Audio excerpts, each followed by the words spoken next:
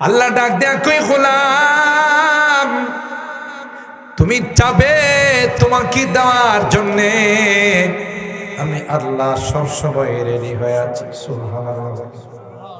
তোমার চাইতে দেরি হয়, আমি আল্লাহর দিতে দেরি হয় না। কেমন আল্লাহ দেখছে, চাইতে দেরি হয়, দিতে দেরি হয়। না চাইলে নারাজ হয়। আল্লাহু আকবার।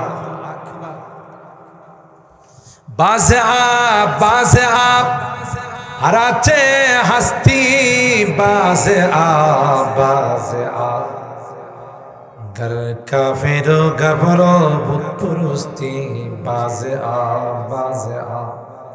ये दरगाहे माँ दरगाहे ना उम्मीद नीस्त, सद बार अगर तौबा शिकस्ती, बाजे सुभान। হাজার বার তাওবা করছো, তাওবা ঠিক রাখতে পারো নাই, তাওবা ভঙ্গ করে ফেলছো। আল্লাহ ডাক দিয়া কই না না, নিরাশ হওয়ার কোনো কারণ নাই। আয় আয়, আমি আল্লাহ তোমাকে আমার কুলে উঠাই নেব। চাওয়াটা আল্লাহর কাছে, আর দোয়া ও হুয়াল ইবাদা, দোয়াটা এটা একটা আলাদা। অন্য বর্ণনায় আসে আদ-দুআ ও মুখুল ইবাদা, দোয়া হলো সমস্ত ইবাদতের নির্যাস, সারাংশ। সুবহানাল্লাহ বলেন। আদ-দুআ সালাহুল মুমিন, দোয়া মুমিনদের সবচাইতে বড় হাতিয়ার। আল্লাহু আকবার বলেন। কার হাতিয়ার? মুমিনদের। বদরের যুদ্ধে সাহাবায়ে কেরামদের সংখ্যা কতজন ছিল জানেন না? 313 জন। কতজন? 313 জন নিরস্ত্র, কোনো অস্ত্র নাই। আর অপর পক্ষে কাফেরদের আবু জাহেলের নেতৃত্বে গেছিল 1000 সশস্ত্র। বেশ কমটা বুঝছেন? একটা পক্ষ হলো নিরস্ত্র, কিচ্ছু নেই হাতে, খালি হাত। আর একটা পক্ষ হলো অস্ত্র শস্ত্রে সজ্জিত। এই যে বদরের যুদ্ধে এত বড় সাফল্য কিসের মাধ্যমে হয়েছে? দোয়ার মাধ্যমে। আল্লাহর হাবিব হাত তুলে বলেন, আল্লাহ, লোক নাই, অস্ত্র নাই, মদিনাতে হিজরত করে আসার পর আমার সাহাবায়ে কেরাম জ্বরে আক্রান্ত হয়ে দুর্বল হয়ে গেছে। আল্লাহ, এরা তো অস্ত্র শস্ত্রে সজ্জিত হয়ে আসছে, শক্তি নিয়ে আসছে, লুকবল 1000।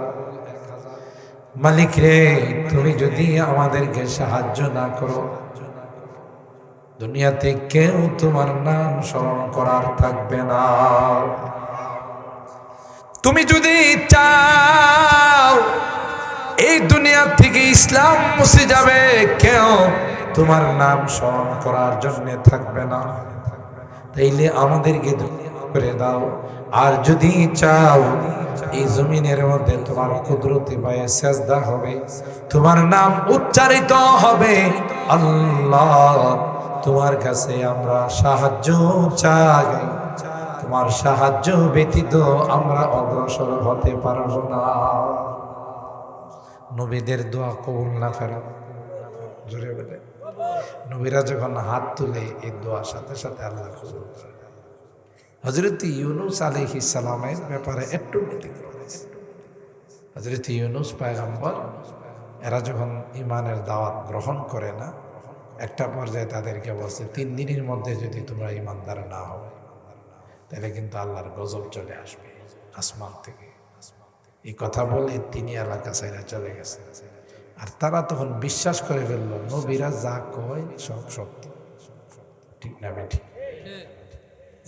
সুতরাং এরা করছি কি, সকলে মিলে ময়দানে গিয়া বাচ্চা কাচ্চা নিয়ে গিয়া এমন কান্না আর তাওবা শুরু করছে, আল্লাহর মায়া এসে গেছে। আযাব উঠাই নিয়ে গেছে, আল্লাহ তাদেরকে মাফ করে দিয়েছে। ফালাউলা কানাত ক্বরিয়াতুন আমানাত ফানাফাআহা ঈমানুহা ইল্লা কওমা ইউনুস লাম্মা আমানু কাশাফনা আনহুম আযাবাল খিজি ফিল হায়াতিদ দুনিয়া ওয়া মাত্তা'নাহুম ইলা হিন। সুবহানাল্লাহ। আল্লাহ বলেন এদের কান্না, এদের দোয়া, এদের গুনাহগারি, এদের তাওবা দেখে আমি আল্লাহর মায়া লাগে, তাই আমি আল্লাহ তাদেরকে মাফ করে দিলাম। তাইলে আল্লাহ রাব্বুল আলামিন নবীরা যখন দোয়া করেন এই দোয়া কবুল হয়ে যায়। আল্লাহর হাবিব যখন আল্লাহর কাছে হাত তুলে দোয়া করলেন, আল্লাহ আসমান থেকে ফেরেশতা নাজিল করে বললেন, ও নবী আপনি টেনশনের কারণ নাই, যা আছে তা নিয়ে আপনি ময়দানে ঝাঁপিয়ে পড়ুন, আসমান থেকে প্রথম পর্যায়ে আমি 1000 ফেরেশতা দিয়ে সাহায্য করব। কত? 1000 ফেরেশতা। ফেরেশতা তো একটা হলেই চলে, তাই না? জিবরিল আমিনের গায়ে 600 পর আছে, একটা পর দিয়ে যদি গোটা পৃথিবীতে আঘাত করে সেকেন্ডের মধ্যে পৃথিবী ওলট পালট হয়ে যাবে।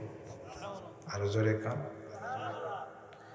একজন ফেরেশতাই তো যথেষ্ট। রাইয়াল আইন না, আল্লাহ দেখাইছেন যে মুসলমানদের সংখ্যা কম নয়, অনেক বেশি আছে। সুবহানাল্লাহ।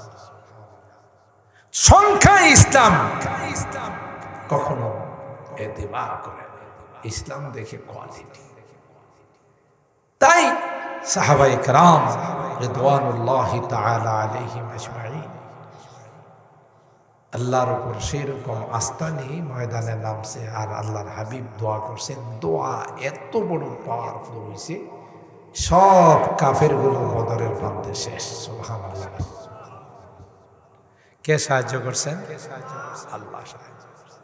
তাহলে দোয়ার গুরুত্ব আছে না নাই? বান্দা আল্লাহর কাছে চাইলে আল্লাহ বড় খুশি হয়। যারা গুনাহ করছে তাদেরকে আল্লাহ কোরআনের ভাষায় আমার বান্দা বলে ডাক দিছে। ছেলে সন্তান যদি মা বাবার অবাধ্য হয়, নাফরমান, একটা পর্যায়ে মা বাবাকে তুই আমার সন্তান কয় না, তুই আমার সন্তান, তোরে ত্যায্য পুত্র করে দিল। আর আল্লাহ কয় 1000 যে অপরাধ করে থাকিস তারপরও তুই আমার বান্দা। সুবহানাল্লাহ। উদউনি আস্তাজিব লাকুম, তোমরা আমার কাছে চাও, চাইতে দেরি আমি আল্লাহ তোমাদেরকে দিতে দেরি নাই, রেডি আল্লাহ দেওয়ার জন্য। মুহতারাম হাজিরিন, সুতরাং আমরা কিছুক্ষণের মধ্যে দোয়ার দিকে যাব। আমি ছোট্ট একটা আয়াত তিলাওয়াত করছি, একটি আয়াত, তাও পুরো আয়াত না, আয়াতের অংশ বিশেষ। সূরা আল মুজাদালা আয়াত নাম্বার 11। আর রাসূল আকরাম সাল্লাল্লাহু তাআলা আলাইহি ওয়াসাল্লামের অসংখ্য হাদিস থেকে ছোট্ট একটা হাদিস পাঠ করছি। আমি অনুবাদ করব, তাফসিরে যাব না, বিস্তারিত আলোচনায়। আল্লাহ বলেন, পৃথিবীর মধ্যে যারা বসবাস করে আমি ঈমানদারদেরকে আমি আল্লাহ তাদের মর্তবা বাড়াই দিছি। সুবহানাল্লাহ। বেঈমান কাফের মুশরিকের কোনো মূল্য আল্লাহর কাছে নেই। আল্লাহ এদিকে সব মরা জিনিসের কোনো দাম আছে?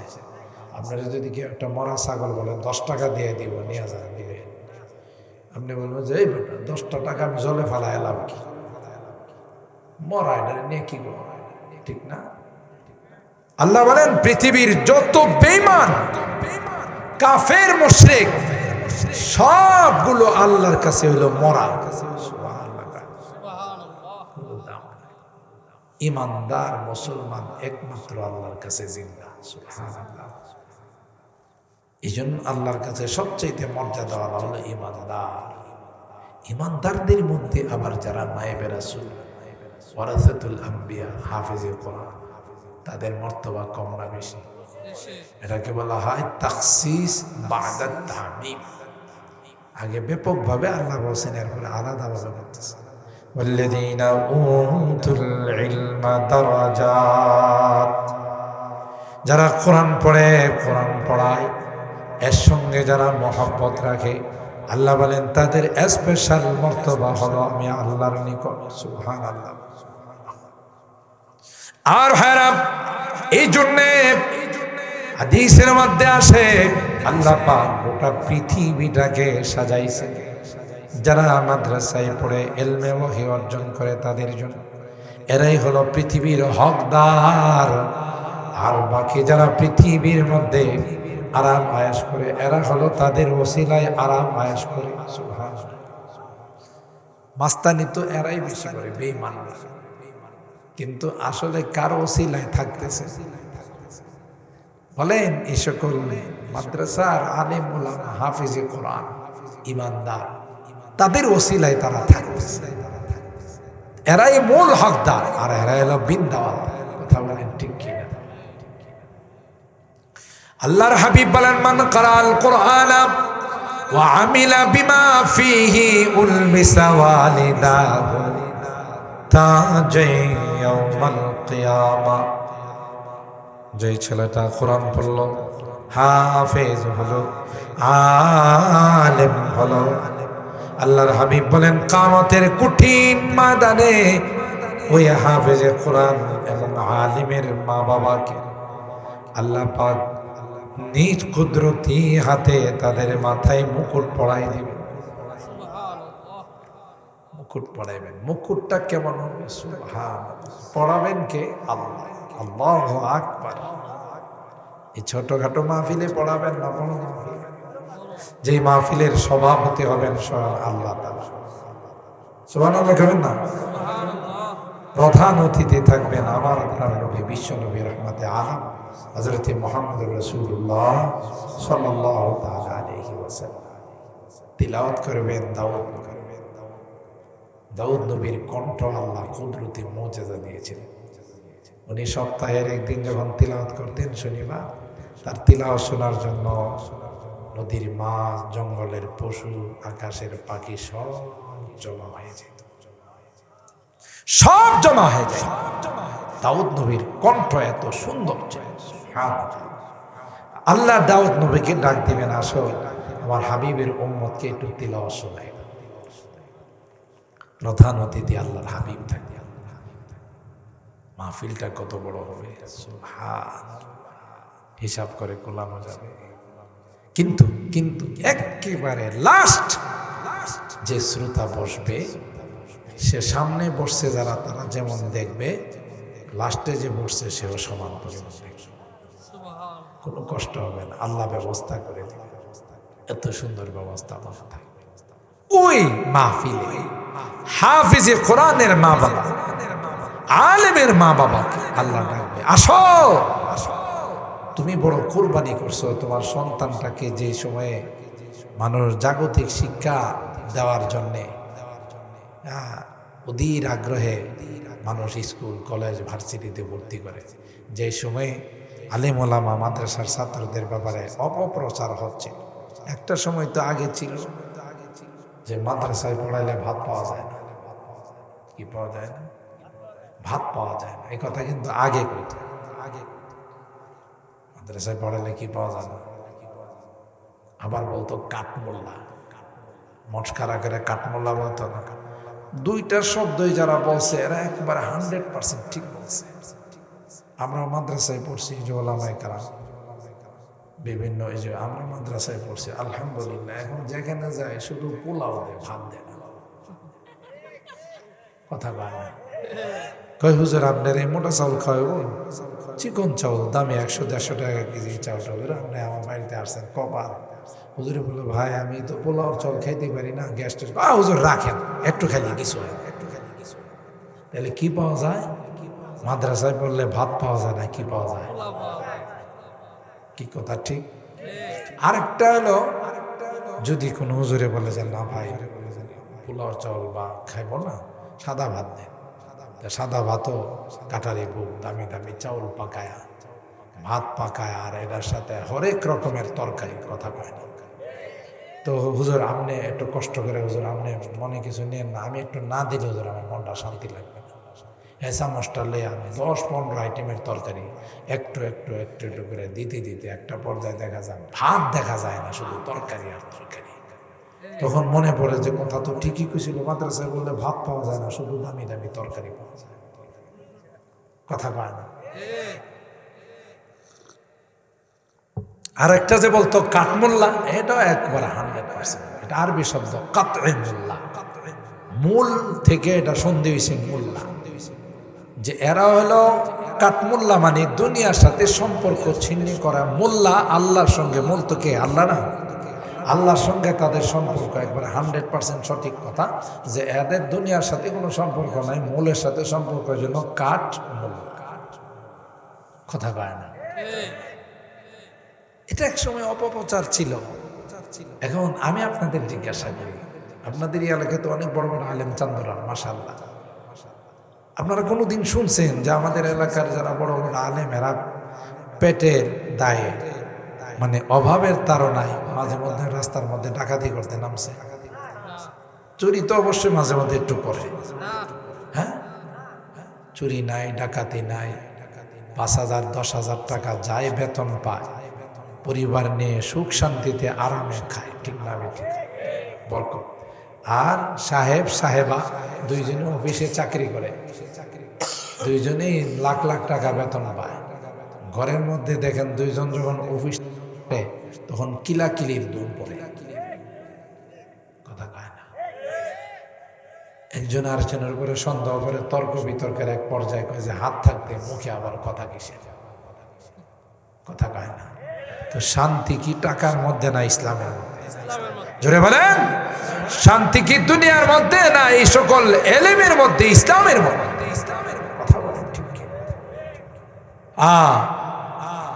যে মা বাবা তার সন্তানকে কোরআনের হাফেজ বানাইলো, আলেম বানাইলো, কত বড় ভাগ্যবান দেখছেন। আল্লাহ ডাক দিয়া বলবে, এ আলেমের মা বাবা, এ হাফিজের মা, হাফিজের বাবা, এই আলেমের মা বাবা, তোরা কই রে? আয়, আমি আল্লাহ কুদরতি হাতে তোদেরকে মুকুট পরাই দেব। সুবহানাল্লাহ। কেমন মুকুট পরাবে? দাউহু আহসানু মিন দাউই শাম, যে মুকুটের আলোটা হবে সূর্যের চাইতেও বেশি। সুবহানাল্লাহ। সূর্যটা যদি আমার আপনার ঘরের মধ্যে ঢুকে যায়, তাহলে বর্তমানে যে আলো আছে সেরকম থাকবে না, আর একটু বাড়বে। কেমন বাড়বে? তার চাইতেও অনেক অনেক গুণ বেশি আলো হবে ওই হাফিজে কোরআনের মা বাবার মাথার মুকুটে। আলেমের মা বাবা ভাগ্যবান যারা তাদের সন্তানদেরকে আলেম হাফিজ বানানোর জন্য মাদ্রাসায় ভর্তি করছে। সুবহানাল্লাহ। দিবেন তো মাদ্রাসায়, দিবেন তো ইনশাআল্লাহ। আর শুনেন, এই কোরআনের মহব্বত নিয়ে যখন আপনি এখানে বসে আছেন, কোরআনকে আল্লাহ কবরের সঙ্গী বানায় বসাই। আল্লাহর আদালতে কাঠগড়ায় যদি আসামি হয়ে যান, কোরআনে কারীম আপনার পক্ষে ওয়াকালতি। আর জোরে কর, যেদিন কেউ আপন নাই, নবীরা পর্যন্ত নফসি নফসি বলবে। কথা বলেন ঠিক কি? বাঁচাও বাঁচাও, নিজেকে বাঁচাবে, কোন রকমের কোন কাহারো দিকে তাকাবে না, ঠিক কিনা বলেন? সেদিন ওই হাফেজে কোরআন আপনার আপন হয়ে যাবে। আল্লাহ বলবেন, হাফেজ এক একটা আয়াত তিলাওয়াত কর, আমি আল্লাহ তোর জন্য 6666 তলার টাওয়ার তোর জন্য বানাইছি রে হাফেজ। এক একটা আয়াত তিলাওয়াত কর আর এক এক তলার দিকে চড়তে থাক। হাফেজ বলবে, না না, যে এলাকার মানুষের সহযোগিতা নেই, যাদের দান দক্ষিণায়, তাদের অনুগ্রহে হাফেজ হয়েছি আল্লাহ, এদেরকে বাম কাতারে দেখা যায়। যতক্ষণ পর্যন্ত তাদের জান্নাতের ফায়সালা না হবে, ততক্ষণ পর্যন্ত তোমার জান্নাতে যাব না। আপনার সন্তানকে আপনি বলবেন, এ কলিজা টুকরা সন্তান, তোমার জন্য রক্ত পানি করেছি, মাথার ঘাম পায়ে ফেলছি, নিজে না খাইয়া তোমার খানার ব্যবস্থা করেছি। আজকে বিপদে পড়ে গেলাম, তুমি কি একটা নেকি দিয়ে আমাকে সাহায্য করো? আল্লাহর কসম, ওই সন্তান আপনাকে সন্তান বলে পরিচয় দিবে না। ঠিক কিনা বলে? বন্ধু বন্ধু বলে স্বীকার করবে, প্রিয়তমা স্ত্রী স্বামী বলে স্বীকার করবে, কিন্তু ওই কঠিন দিনে হাফেজ আল্লাহর আদালতে বলবে, আল্লাহ এই মানুষগুলো রাত্রে শীতের মধ্যে বসে আমার মহব্বত নিয়ে, কোরআনে কারীমের মহব্বত নিয়ে বসা আছে। আজকে গুনার কারণে বাম কাতারে দেখা যায় যতক্ষণ পর্যন্ত তাদের জান্নাতের ফায়সালা না হবে ততক্ষণ পর্যন্ত তোমার জান্নাতে যাব না। সুবহানাল্লাহ। বিপদের দিনে যিনি বন্ধু তিনি আসল। ঠিক কিনা বলেন? তাহলে মহব্বত করবো তো ইনশাআল্লাহ। হাত ডান, হাত ডান, হাত ডান, আল্লাহকে দেখান। লিল্লাহে তাকবীর, লিল্লাহে তাকবীর। আল্লাহ আমাদের